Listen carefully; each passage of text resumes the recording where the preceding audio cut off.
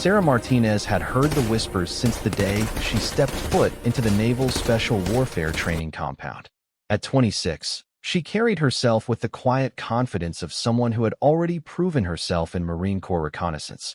But here among the elite SEAL candidates, she was an outsider breaking barriers that many believed should remain intact. The training facility buzzed with the usual pre-deployment energy. Christmas was just 3 days away, and most of the operators were looking forward to brief leave before their next rotation. Sarah sat alone in the briefing room, studying satellite imagery of their upcoming mission in the mountains of Afghanistan. The intelligence indicated a high-value target hiding in a compound that overlooked a strategic supply route. "Still think you belong here, Martinez?" The voice belonged to Chief Petty Officer Jake Morrison, a 15-year veteran whose skepticism about women in special operations was no secret. He stood in the doorway with 3 other team members, their expressions ranging from amused to openly hostile. Sarah didn't look up from her maps. She had learned that engaging with their taunts only gave them more ammunition. "Just reviewing the mission brief, Chief." "Mission brief?" Morrison laughed, stepping into the room. "You think studying pictures is going to help when bullets start flying? This isn't some training exercise where they go easy on you because you're different." The other men chuckled, but Sarah noticed that Petty Officer First Class David Chun remained silent. Chun had served with distinction in 3 combat tours and had never questioned her abilities, though he rarely spoke in her defense either. "Women aren't SEALs," continued Morrison, his voice gaining an edge. "They don't have what it takes when everything goes sideways. You might have made it through some watered-down version of training, but real combat is different. Real combat separates the warriors from the pretenders." Sarah finally looked up, her dark eyes meeting Morrison's gaze steadily. "Is there something specific about the mission you'd like to discuss, Chief? Because I noticed the approach routes you've marked don't account for the seasonal snow patterns that could compromise our insertion." Morrison's jaw tightened. He had overlooked that detail, and they both knew it. "Don't try to show me up with your book learning, Martinez. When we're out there and things get hot, you'll freeze up just like every other woman who's tried to play soldier." The room fell silent except for the hum of the air conditioning. Sarah stood slowly, her 5'6" frame dwarfed by Morrison's bulk, but her presence somehow filled the space. "Chief, I've been in combat before. I've pulled wounded Marines from burning vehicles under fire. I've called in danger close air strikes that saved my unit. If you want to question my abilities, that's your right. But don't question my courage." Morrison stepped closer, his face inches from hers. "Courage?" he spat. "Courage is what happens when you're the last person standing between your team and the enemy. When 12 hostiles have you pinned down, and your brothers are counting on you to get them home alive. You think you can handle that pressure, Princess?"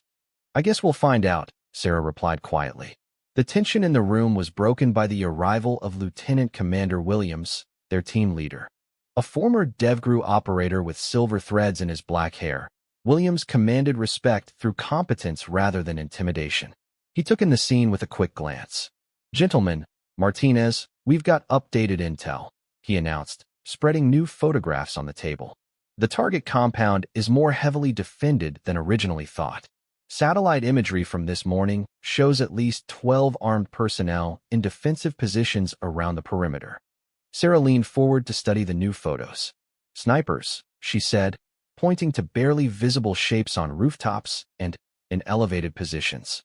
"They've got overlapping fields of fire covering all the approach routes." Williams nodded grimly. "Exactly. This mission just got a lot more complicated." Morrison glanced at Sarah with undisguised disdain. "Maybe we should leave the princess here. Wouldn't want her to get her manicure dirty." "Martinez is going," Williams said firmly. "She's earned her place on this team, whether you like it or not. The question is whether you can put aside your personal feelings long enough to complete the mission." The briefing continued for another hour, with Williams outlining their insertion plan and extraction routes. The team would helicopter in under cover of darkness, establish an overwatch position, and neutralize the target. Simple in concept, but Sarah could see the worry lines around Williams' eyes. 12 snipers in defensive positions was a nightmare scenario for any assault team. As the briefing broke up, Chun lingered behind. "Martinez," he said quietly, "Morrison's an ass, but he's not wrong about one thing. This mission is going to be brutal. Those snipers have the high ground, and they know we're coming. Sarah gathered her notes and maps. I know, Chun. But that's why we train for situations like this. Training is different from the real thing, Chun replied. When those bullets start flying, all the preparation in the world won't matter if you hesitate for even a second. Sarah looked at him steadily. I won't hesitate. That evening, Sarah sat alone in her quarters, cleaning her weapons and checking her gear for the third time. Her sniper rifle, a modified M110, lay disassembled on her bunk. She had trained with the weapon for hundreds of hours, could field strip and reassemble it blindfolded, knew its quirks and capabilities better than her own heartbeat. The walls of her room were bare except for a single photograph of her father, a Marine gunnery sergeant who had died when she was 12. He had taught her to shoot when she was 8 years old, starting with a .22 rifle in their backyard in Texas. Shooting isn't about strength, he had told her. It's about patience, breathing, and seeing the target clearly. You've got good eyes, Mija. Don't let anyone tell you that's not enough. A knock at her door interrupted her thoughts. She opened it to find Williams standing in the hallway, looking tired. Sir, mind if I come in? He asked. I wanted to talk to you before tomorrow. Sarah stepped aside to let him enter. Williams glanced at her disassembled rifle and nodded approvingly. Good. Triple check everything. This mission is going to test us all. He sat down on the single chair while Sarah remained standing. I know what Morrison and some of the others have been saying, he began. I want you to know that I don't share their views. You've proven yourself in training and in combat. But tomorrow is going to be different. The enemy knows we're coming, and they're ready for us. Sarah nodded. I understand, sir. Do you? Williams asked seriously. Because once we're on the ground, there's no room for doubt. No room for second-guessing. If I give you an order, you execute it without hesitation. If Morrison gives you an order, same thing. Personal feelings can't factor into it. They won't, sir. Williams studied her face for a long moment. I believe you, he said finally. But belief isn't enough. Tomorrow you'll have to prove it to the team. Some of them are hoping you'll fail, Martinez. They want ammunition to use against the next woman who tries to follow in your footsteps. The weight of that responsibility settled on Sarah's shoulders like a heavy pack. She wasn't just fighting for herself. She was fighting for every woman who would come after her. I won't let you down, sir, she said. Williams stood and headed for the door. See that you don't. We insert at 0300. Get some rest. After he left, Sarah continued her weapon maintenance in silence. Outside her window, snow began to fall, and she could hear the distant sound of Christmas carols playing from the recreation room. Most of the team would be calling home tonight, talking to wives and children, sharing holiday wishes across thousands of miles. Sarah had no one to call. Her mother had died 3 years earlier, and she had no siblings or significant other. The teams were her family now, even if some members hadn't accepted her yet. Tomorrow, in the mountains of Afghanistan, she would have the chance to prove that she belonged among them. As she reassembled her rifle, Sarah thought about Morrison's words. 12 snipers in defensive positions. When everything went sideways, would she freeze up like he predicted? Or would her father's training and her own determination be enough to see her through? She chambered around and checked the scope alignment one final time. Whatever happened tomorrow, she would be ready. The men who doubted her abilities were about to discover just how wrong they could be. The helicopter blades cut through the thin mountain air as the UH-60 Black Hawk carried the 6-person team toward their objective. Sarah sat between Chun and Morrison, her gear secured and weapons ready. The pre-dawn darkness outside was complete, broken only by occasional flashes of distant lightning that illuminated the jagged peaks below. Williams spoke through the headset, his voice crackling over the engine noise. 5 minutes to insertion. Weather's getting worse, so we'll have a narrow window for extraction tomorrow evening. Sarah checked her watch, 0255 hours. Christmas Eve morning. While families back home were preparing for holiday celebrations, they were heading into what intelligence suggested would be one of the most dangerous missions of their deployment. The target compound sat at an elevation of 8,000 feet, nestled in a valley that provided natural defense against ground assault. Satellite imagery had revealed the compound's layout. A main building surrounded by several outbuildings, all protected by a network of defensive positions that the enemy had constructed over several months. Morrison leaned toward Sarah, his voice barely audible over the helicopter noise. "Last chance to stay with the bird, princess. No shame in admitting you're not ready for this." Sarah ignored him, focusing instead on the mission brief she had memorized. 12 confirmed snipers, positioned to cover all approaches to the compound. Their target was a high-value individual who had been coordinating attacks against coalition supply convoys.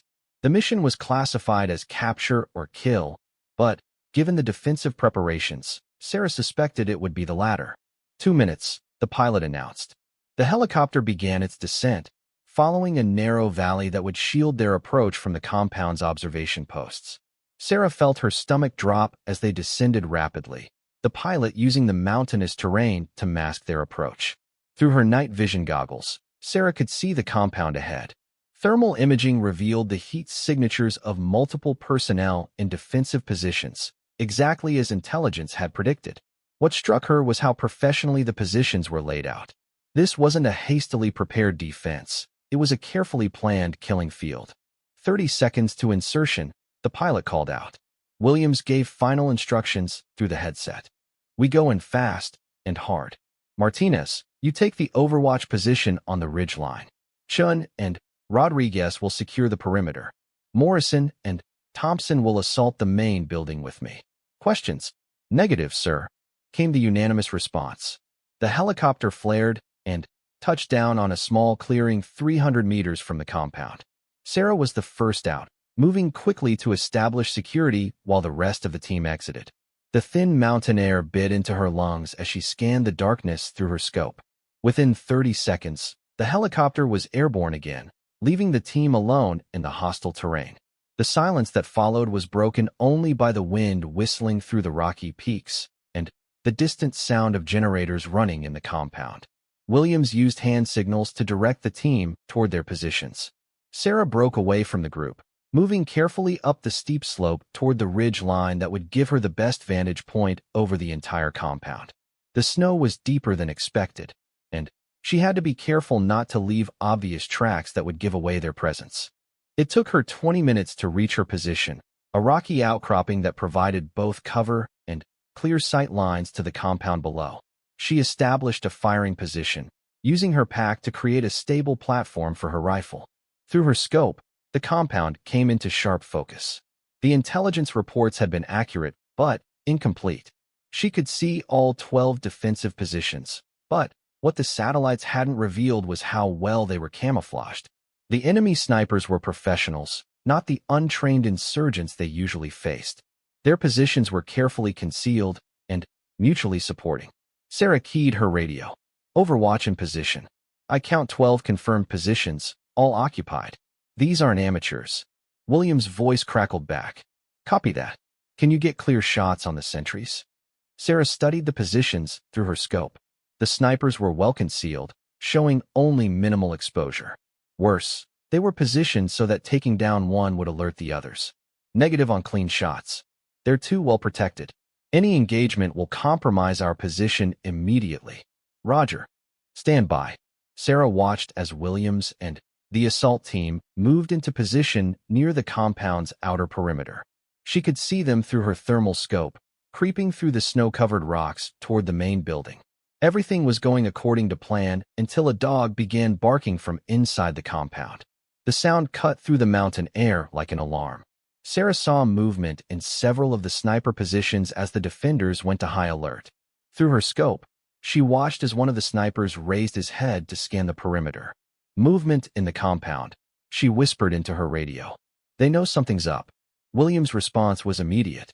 "All teams hold position. Do not engage unless fired upon." For several tense minutes, the team remained frozen in their positions while the defenders searched the darkness. Sarah held her breath, knowing that discovery now would turn the mission into a running firefight in terrain that heavily favored the enemy. The dogs' barking gradually subsided, and the defenders seemed to relax slightly. But Sarah could see that they remained more alert than before. The element of surprise had been significantly reduced. "This is taking too long," Morrison's voice came through the radio. "We should abort and try again tomorrow night." Negative, Williams replied. Weather window closes tomorrow. This is our only shot. Sarah continued to watch the compound through her scope. She noticed that one of the snipers had positioned himself in a way that gave him oversight of the entire team's approach route. If Williams and the others tried to advance, they would walk directly into his field of fire. Lead element, you've got a sniper with eyes on your route. Position 12, northwest corner of the main building. Williams acknowledged the information, but Sarah could see the problem developing. The team was pinned down before they had even begun their assault. They needed to neutralize at least some of the defensive positions before they could advance, but doing so would alert the entire compound. It was Chun who identified the real problem. Boss, I'm seeing additional movement inside the compound. Looks like they're bringing up reinforcements. Sarah shifted her scope to the main building and confirmed Chin's report. She could see thermal signatures moving around inside, more than the original intelligence had suggested. They weren't just facing 12 snipers. They were looking at a much larger force. Count, Williams asked. Sarah spent several minutes carefully cataloging the heat signatures she could identify. At least 20 personnel inside the main building, possibly more. And I'm seeing what looks like heavy weapons being moved into position. The mission parameters had just changed dramatically. Instead of a quick strike against a lightly defended compound, they were facing a prepared defensive position with superior numbers and advantageous terrain. Morrison's voice came through the radio again, tight with frustration. I told you we should have brought more people. This is exactly the kind of situation where having dead weight on the team gets everyone killed. Sarah knew the comment was directed at her, but she forced herself to focus on the tactical situation. Through her scope, she could see that the defenders were becoming increasingly organized. Whatever element of surprise they had possessed was rapidly disappearing. Williams to all elements, came the team leader's voice. We proceed with the mission. Too much intelligence value to walk away now. Sarah adjusted her position slightly, getting a better angle on several of the sniper positions. The snow was beginning to fall more heavily, which would provide some concealment for the assault team, but would also make her own shooting more difficult. She checked her equipment one final time. Rifle zeroed and ready, ammunition counted, and accessible, communications working properly. Her hands were steady despite the cold, and her breathing was controlled. Everything her father had taught her about patience and preparation was about to be tested.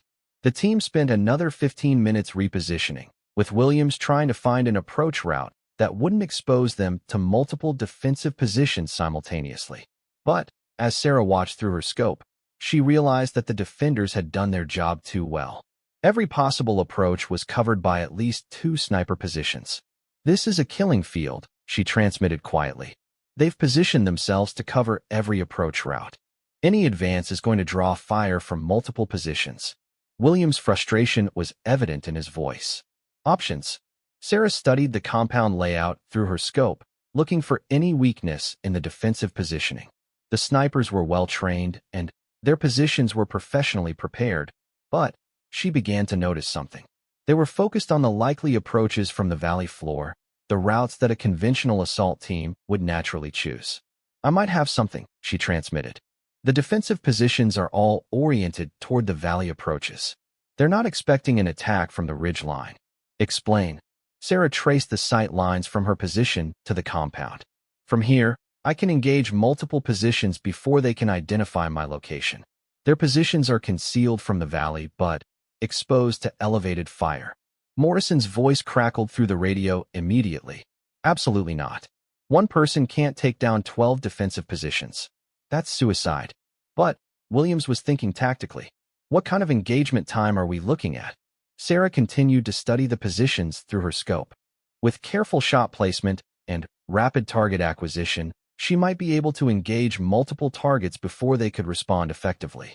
It would require perfect accuracy and timing, but it was possible. If I can maintain surprise and accuracy, maybe 8 to 10 minutes to neutralize all positions. 8 to 10 minutes?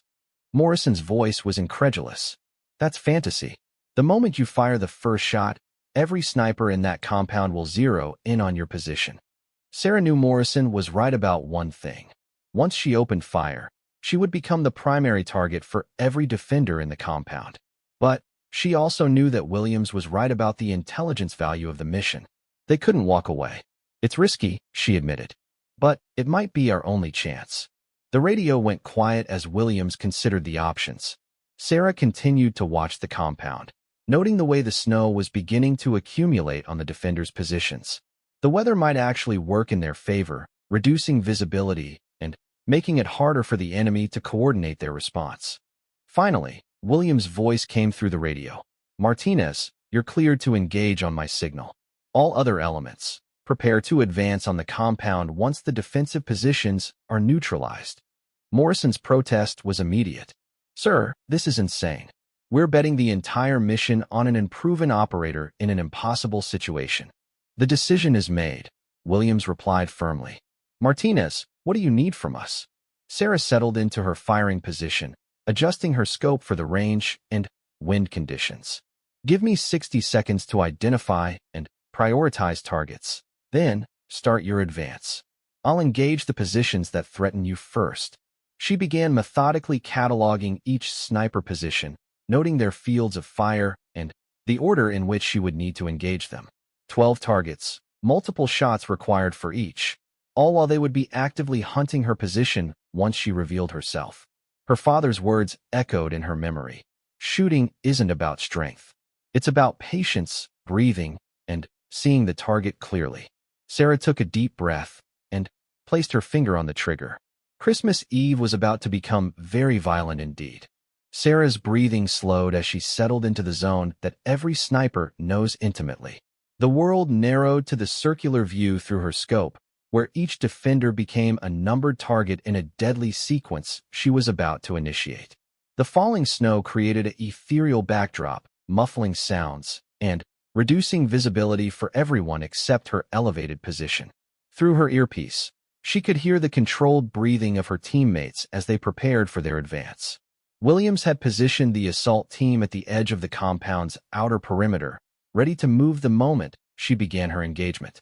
Chun and Rodriguez were flanking wide to cut off escape routes. Everyone was depending on her to clear the path. "Targets prioritized," she whispered into her radio. "Beginning engagement sequence in 30 seconds." Sarah had identified her first 4 targets, the snipers who posed the most immediate threat to Williams' advance route. Target 1 was positioned in the northwest corner of the main building, exactly where she had first spotted the threat. Target 2 occupied a reinforced position behind sandbags near the compound's main gate. Targets 3 and 4 were positioned in elevated positions that commanded the entire approach. Her finger rested lightly on the trigger as she calculated wind speed, distance, and the slight downward angle of her shots. At this range, with these conditions, she had perhaps a 2-second window between shots before the defenders could begin to respond effectively. "All elements, stand by," Williams' voice crackled through the radio. Sarah's crosshairs settled on target 1. Through the scope, she could see the sniper scanning the valley below, completely unaware of the threat from above. He was young, maybe early 20s, with a carefully maintained position that spoke of professional training. For a brief moment, Sarah felt the weight of what she was about to do. Then, she remembered the intelligence briefing about the convoy attacks this cell had orchestrated. American soldiers had died because of these men. Her sympathy disappeared, replaced by cold professionalism. "Execute," Williams commanded. Sarah squeezed the trigger smoothly, her rifle recoiling against her shoulder as the 7.62mm round left the barrel at over 2,000 feet per second.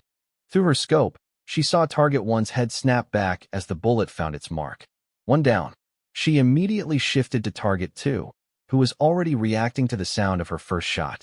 The sniper was rising from his position, trying to identify the source of the gunfire. Sarah's second shot caught him center mass as he exposed himself above his cover. 2 down. Target 3 was more cautious, keeping most of his body behind cover as he tried to locate her position. Sarah could see the muzzle of his rifle sweeping back and forth as he searched for her. She waited for him to expose more of himself, then fired. The bullet punched through the thin cover he was hiding behind. 3 down. 18 seconds had elapsed since her first shot. Target 4 had figured out the general direction of her fire and was trying to bring his own weapon to bear on her position.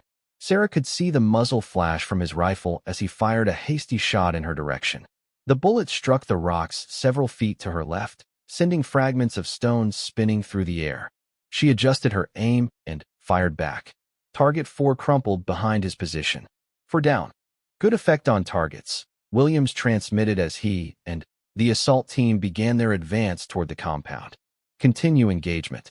But the remaining 8 defenders had now identified the threat and were beginning to coordinate their response. Sarah could see muzzle flashes from multiple positions as they laid down suppressing fire on her location. Bullets whined overhead and sparked off the rocks around her. Targets 5 and 6 were positioned together in a reinforced bunker that protected the compound's eastern approach. They were firing at her position in turns, one shooting while the other reloaded. Sarah needed to take them both down quickly before they could establish effective fire on her teammates below. She waited for a brief lull in their firing and then rose slightly above her cover. Target 5 was reloading. She could see him reaching for a fresh magazine. Sarah's shot caught him in the chest before he could chamber a new round. 5 down. Target 6 immediately swung his rifle toward her, but Sarah was already shifting position. His shot struck where she had been a moment before. She rolled to her left, found a new firing position between 2 large rocks, and engaged. 6 down. 90 seconds into the engagement, and she was halfway through the defenders. Morrison's voice came through the radio, tense with disbelief. Jesus, she's actually doing it. Target 7 was the smartest of the remaining defenders. Instead of trying to engage Sarah directly, he was repositioning to threaten the advancing assault team. Sarah could see him moving through the compound, using buildings for cover as he tried to establish a flanking position on Williams and his men. She tracked him through her scope, waiting for a clear shot. When he paused behind a low wall to set up his firing position, Sarah was ready. Her bullet found him before he could engage the assault team. 7 down. Targets 8 and 9 were positioned in the upper floor of the main building, firing at her through windows. The angle was difficult, and they kept ducking back behind cover after each shot. Sarah needed to be patient, waiting for one of them to expose enough of himself for a clean shot. She saw movement in the left window and fired immediately. The glass exploded inward, but she couldn't confirm whether she had hit her target. A moment later, muzzle flash from the same window told her that Target 8 was still alive and fighting. Return fire from both windows was getting uncomfortably accurate. Bullets were striking closer to her position, forcing her to keep her head down and limiting her ability to engage effectively. She needed to change position again. Sarah low-crawled 15 feet to her right, to a position behind a large boulder that gave her a different angle on the main building. From here, she could see into both windows where targets 8 and 9 were positioned. Target 9 made the mistake of exposing too much of himself as he tried to track her movement. Sarah's shot took him down immediately. 8 down. Target 8 learned from his partner's mistake, keeping most of his body behind cover and firing around the edge of the window frame. Sarah waited, knowing that sooner or later he would have to expose himself for a better shot. 3 minutes had passed since she began the engagement. Williams and the assault team were now at the compound's outer wall, taking cover while Sarah dealt with the remaining threats. But Sarah could see new movement inside the compound. The reinforcements Chun had spotted earlier were beginning to deploy to defensive positions. Additional targets moving inside the compound, she transmitted. At least 6 more hostiles taking positions. Roger, Williams replied. How much longer do you need? Sarah studied the remaining targets through her scope. Target 8 was still in the upper window, now joined by 2 more defenders. Target 10 was in a prepared position near the compound's motor pool, and targets 11 and 12 had taken cover behind a concrete barrier that protected the main entrance. 3 minutes, she estimated, though she wasn't sure she actually had that long. The volume of return fire was increasing, and some of the shots were getting very close to her position. Target 10 made Sarah's job easier by moving to a position where he could engage the assault team. As soon as he rose above his cover to fire at Williams, Sarah was ready. Her bullet dropped him instantly. 9 down. But Target 8 had used the distraction to improve his position. Sarah saw the muzzle flash from his rifle a split second before his bullet struck the rock inches from her head. Stone fragments cut her cheek, and She felt blood running down her face. She wiped the blood away and settled back into her firing position. Target 8 was good, but he was also trapped in a position with limited escape routes. Sarah began systematically shooting at the edges of his cover, forcing him to keep moving within the confined space of the window. On her 5th shot, he moved wrong and exposed his shoulder. Sarah's 6th shot found its mark. 10 down. 4 minutes into the engagement, and she had 2 targets remaining. Targets 11 and 12 were the most challenging. They were positioned behind substantial concrete cover that would stop her rifle rounds, and they were smart enough to coordinate their fire so that one was always shooting while the other was repositioning. Sarah realized she needed to change her approach. Instead of trying to punch through their cover, she needed to find a way to force them out of it. She began systematically destroying their equipment and supplies with carefully placed shots. A radio exploded in sparks. An ammunition case burst open, scattering rounds across the ground. A water container ruptured, spilling its contents. The psychological effect was immediate. Sarah could see both targets becoming more agitated, firing wild bursts in her direction as she methodically destroyed everything around their position. Target 11 finally lost his nerve and broke cover, running toward the main building. Sarah was waiting for him. 11 down. Target 12, now alone and surrounded by the debris of his position, stopped firing altogether. Through her scope, Sarah could see him pressed against the concrete barrier, his rifle abandoned beside him. Last target has ceased fire, she transmitted. Appears to be surrendering. William's voice came back immediately. Negative. Intel says these are hardened fighters. Stay alert. Sarah kept her crosshairs on Target 12's position, but, for several seconds, nothing happened. Then, she saw movement behind the barrier. The defender was reaching for something.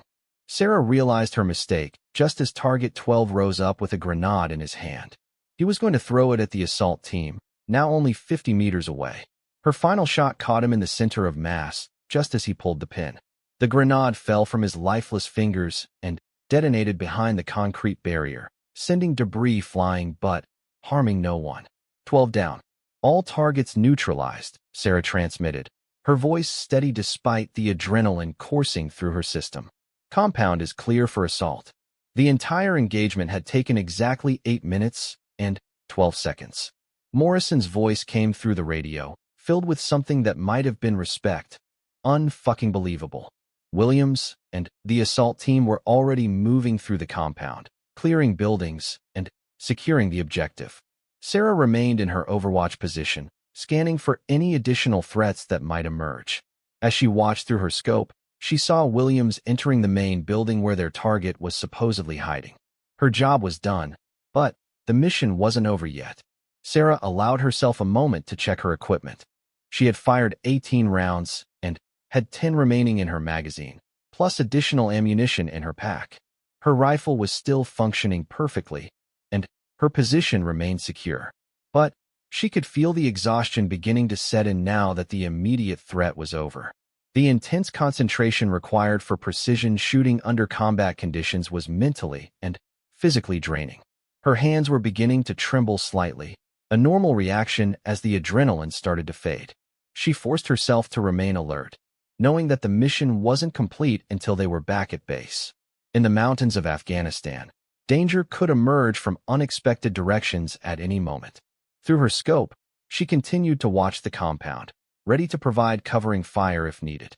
Whatever happened next, she had proven something important to herself and to her team. The doubters would have to find new ammunition for their arguments. Williams and his assault team moved through the compound with practiced efficiency, stepping over the bodies of the defenders Sarah had eliminated. The main courtyard was eerily quiet except for the wind whistling through the mountain peaks, and the occasional crackle of damaged equipment still sparking from her precise shots. Building 1 clear, Rodriguez reported through the radio as he emerged from a small outbuilding. No additional hostiles, but I found communications equipment and what looks like operational planning materials. Sarah maintained her overwatch position on the ridge, her scope sweeping the compound for any signs of movement. The adrenaline was beginning to fade, replaced by the methodical focus of a completed engagement. Through her earpiece, she could hear her teammates moving through the buildings below. Chin's voice came through next. Building 2 clear. Found sleeping quarters for at least 20 personnel. Looks like we interrupted their Christmas Eve. The irony wasn't lost on Sarah. While families back home were preparing for holiday morning, she had just eliminated 12 trained fighters in the span of 8 minutes. The contrast between the peaceful celebrations she imagined happening in America and the violent reality of their mission created a surreal disconnect in her mind. Main building, Williams reported as he approached the target structure. Morrison, Thompson, with me. Everyone else maintained perimeter security. Sarah watched through her scope as the 3-man team prepared to breach the main building. This was where their primary target was supposed to be hiding, and intelligence suggested he wouldn't surrender easily. The man they were after had been responsible for coordinating attacks that had killed dozens of coalition soldiers over the past 6 months. The breach was textbook perfect. Thompson placed a small explosive charge on the door while Williams and Morrison flanked the entrance. The explosion echoed through the mountain valley, and the assault team disappeared into the building. For several tense minutes, Sarah heard only muffled sounds of movement and the occasional sharp command as the team cleared rooms systematically. Then, Williams' voice crackled through the radio. Target is not here. Building is clear, but we've got a problem. Sarah's heart sank. After everything they had gone through, after the perfect elimination of the defensive positions, their primary objective had somehow escaped. Explain, came Chen's voice. Williams emerged from the main building, clearly frustrated. There's evidence that someone left recently. Still warm tea, equipment that looks like it was abandoned in a hurry. My guess is the target was tipped off and evacuated before we arrived. Sarah felt a mixture of disappointment and suspicion. Their intelligence had been accurate about the compound's defenses, but wrong about the target's presence. That suggested either a massive intelligence failure or something more troubling. How recently? Morrison asked. Hard to say for certain, but probably within the last 2 hours. Maybe less. Sarah continued scanning the surrounding terrain through her scope, looking for any signs that their target might still be in the area. The compound sat in a valley with limited exit routes, especially with the heavy snow that had been falling. If someone had left recently, they couldn't have gotten far. Movement, she reported suddenly. Southeast ridge line, approximately 800 meters from the compound. All team members immediately went to high alert. Sarah tracked the movement through her scope, trying to identify whether it was human or animal. The falling snow made visibility challenging, but she caught glimpses of what appeared to be a small group moving along a mountain trail. Confirm human movement, she transmitted. 3 to 4 individuals moving southeast along the ridge trail. One appears to be carrying a large pack. Williams made the tactical decision quickly. That's got to be our target. Chun, Rodriguez, you're with me. We pursue on foot.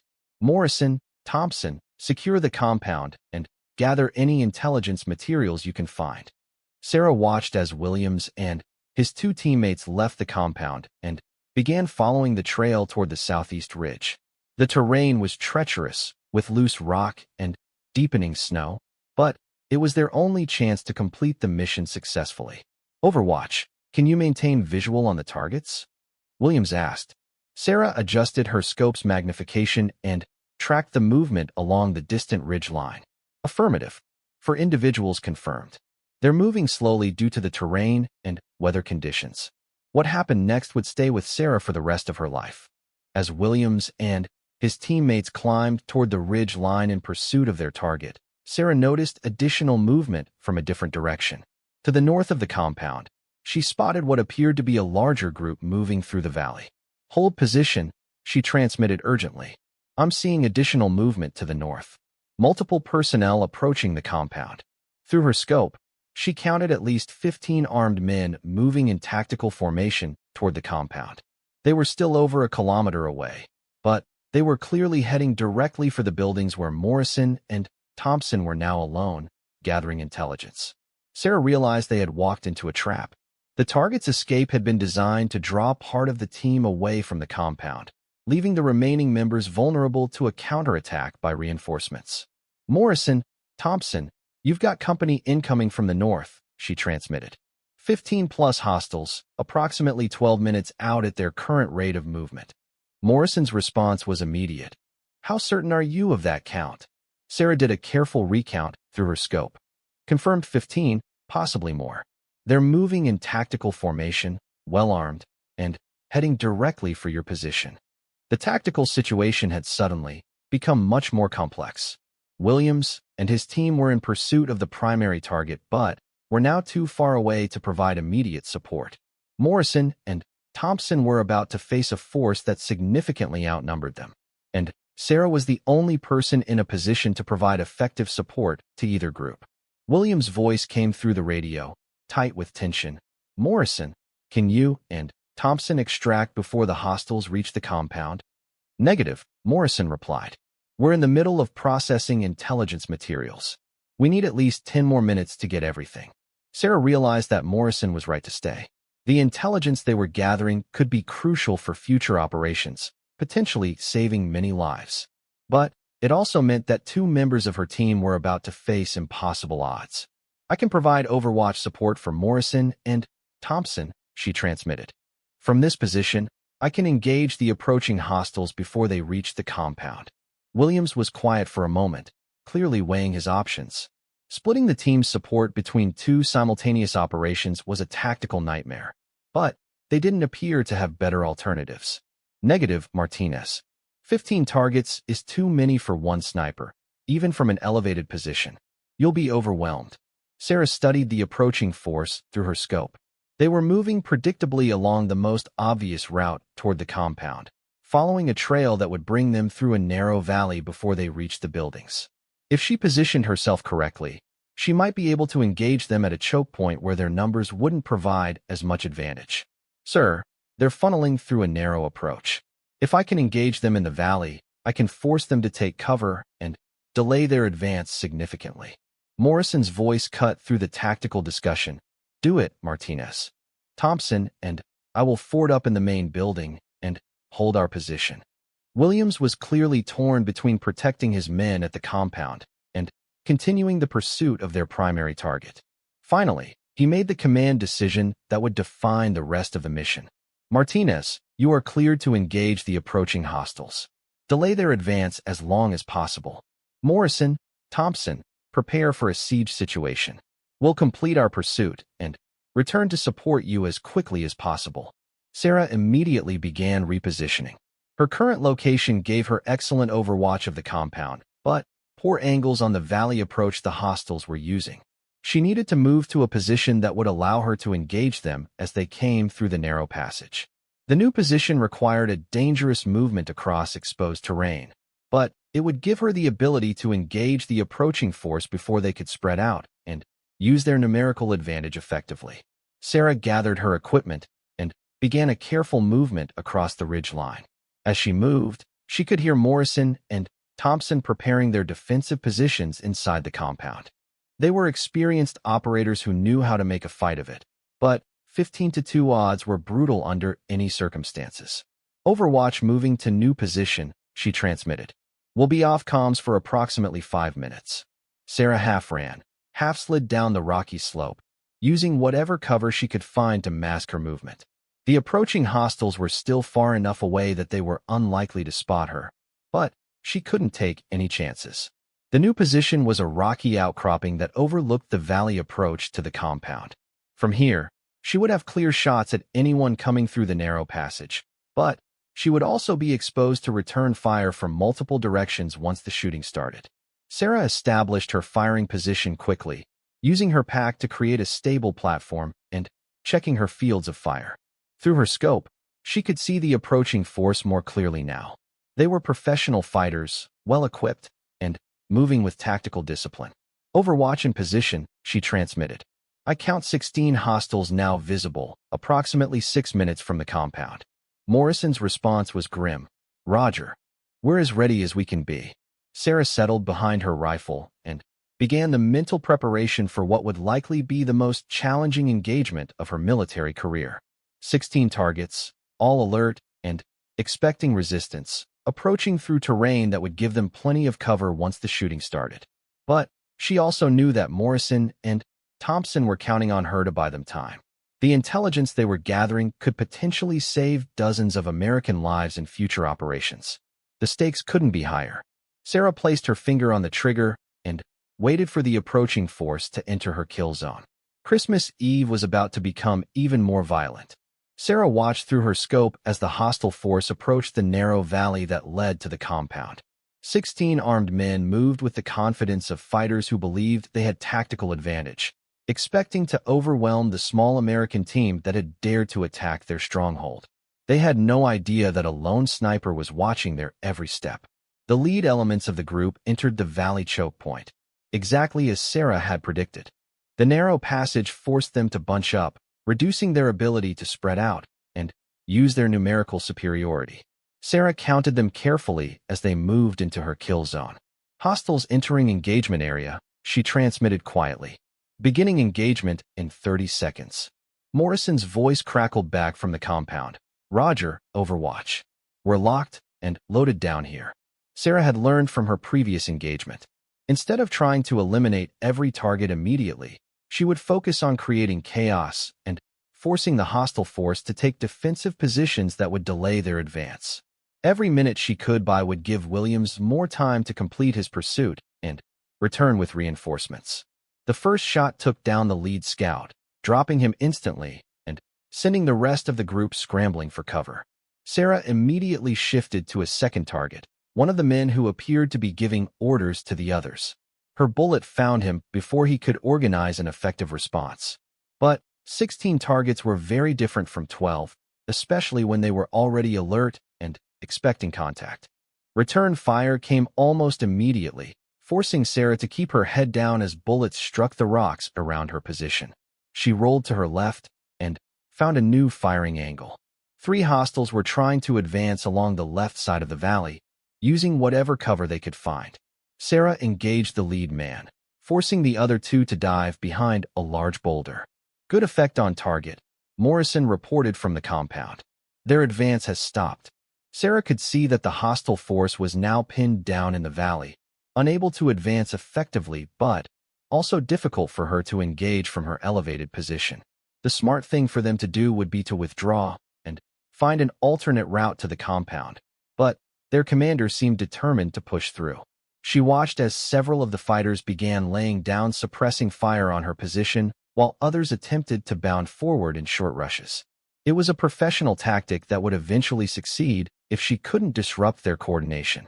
Sarah focused on the fighters who were providing covering fire, knowing that eliminating them would make the advancing elements more vulnerable.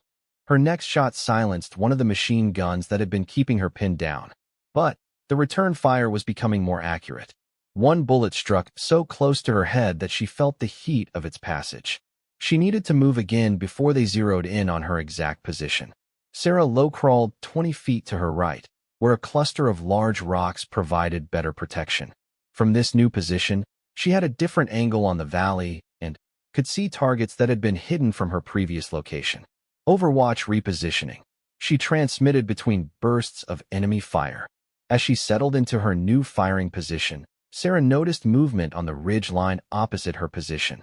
Several of the hostiles had broken away from the main group and were trying to climb out of the valley to establish their own elevated firing position. If they succeeded in gaining the high ground, they would be able to engage both her position and the compound simultaneously. Sarah realized she needed to stop this flanking movement immediately. She engaged the climbers with rapid precision fire, forcing them back down into the valley. But the effort required her to expose herself more than she would have liked, and several return shots came uncomfortably close to her position. Morrison's voice came through the radio. "Martinez, we can see some of them trying to move around to our south. You've got them pretty well pinned, but we might have leakers." Sarah confirmed Morrison's observation through her scope. While the majority of the hostile force remained pinned in the valley, 3 fighters had managed to break away from the group and were working their way toward the compound using a different route. "Confirmed. I see 3 hostiles breaking south toward your position. I can't engage them from here without exposing myself to the main group." The tactical situation was becoming untenable.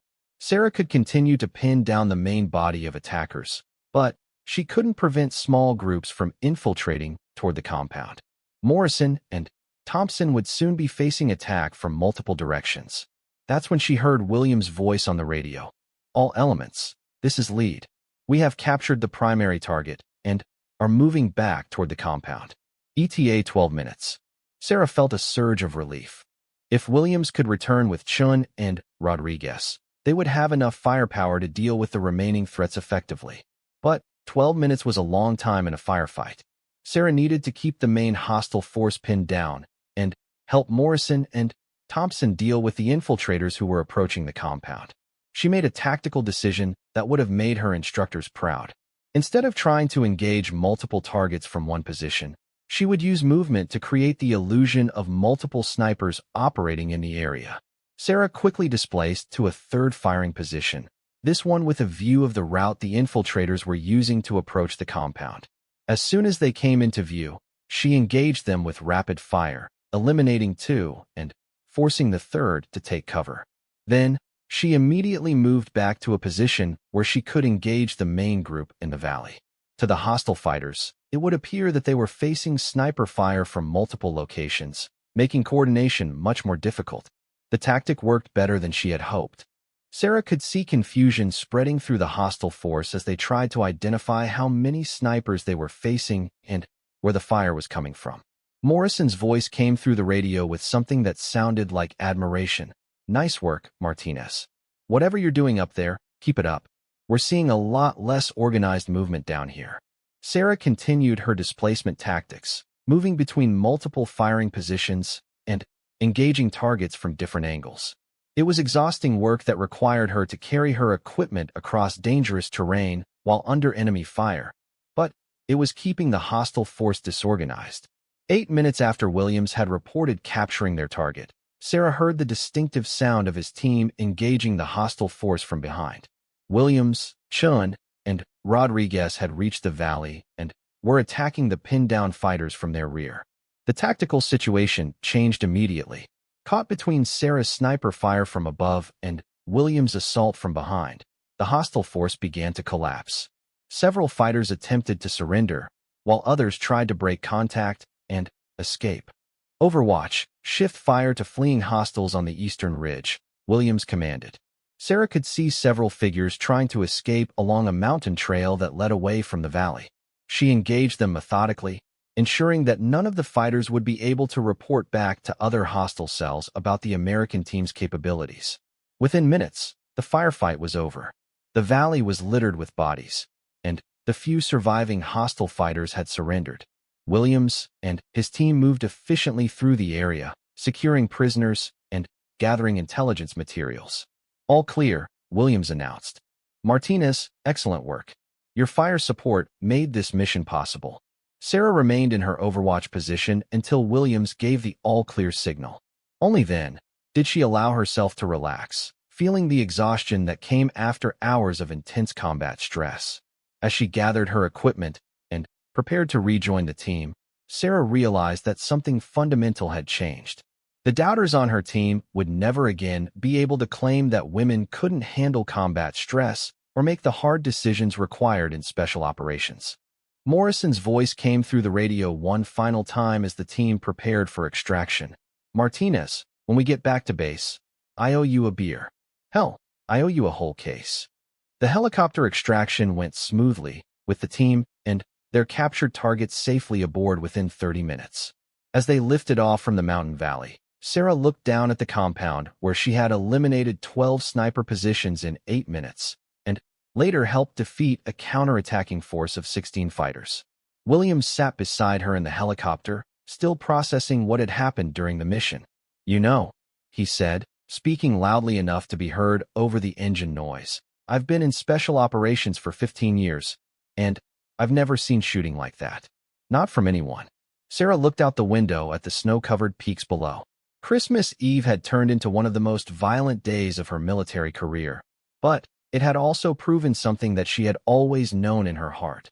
Courage and skill weren't determined by gender, but by training, determination, and the willingness to put the mission above personal safety. Chun leaned forward from his seat across the helicopter. "So what do you think, Martinez? Ready to do this again tomorrow?" Sarah smiled for the first time since the mission had begun. "Ask me again when we get back to base. Right now, I'm just ready for some hot coffee and a chance to clean my rifle.